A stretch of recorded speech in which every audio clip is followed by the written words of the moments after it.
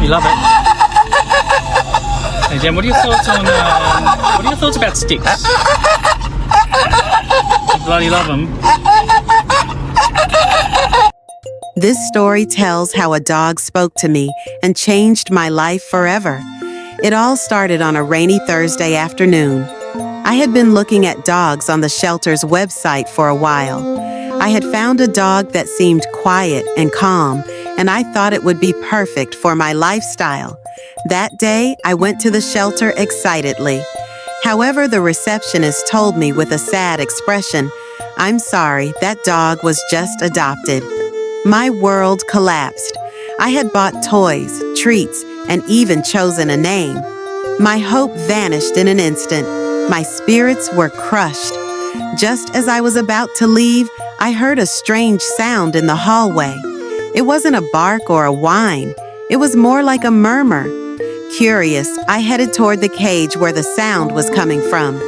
And there it was, a small dog with messy fur and sparkling eyes. It was wagging its tail and looking at me as if it were talking. At first, I thought I was imagining things, but I quickly realized I was wrong. It was really making conscious sounds. My heart couldn't take it.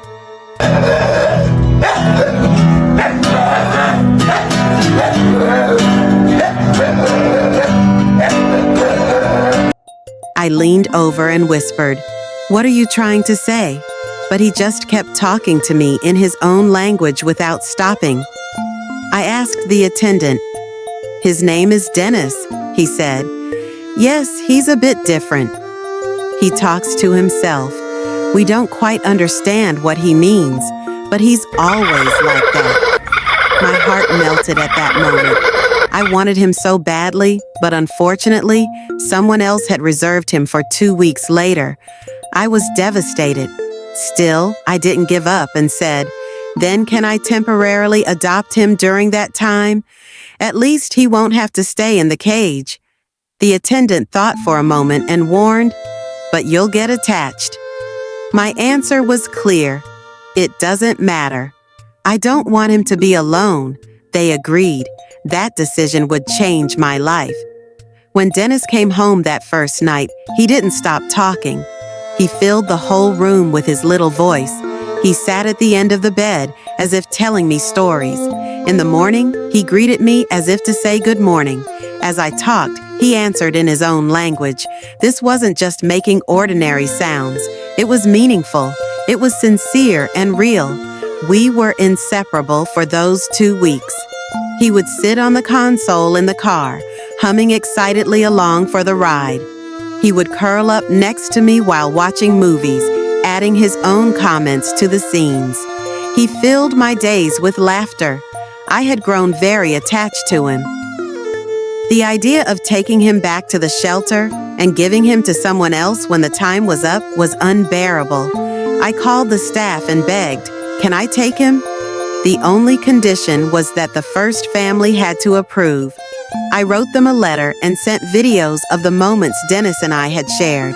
I explained how attached I had become to him, how he was not just a pet to me, but a friend, a voice. Days later, the phone rang. They agreed. "Dennis is yours now." At that moment, I was overcome with tears. I had prayed so hard for this, and it had come true.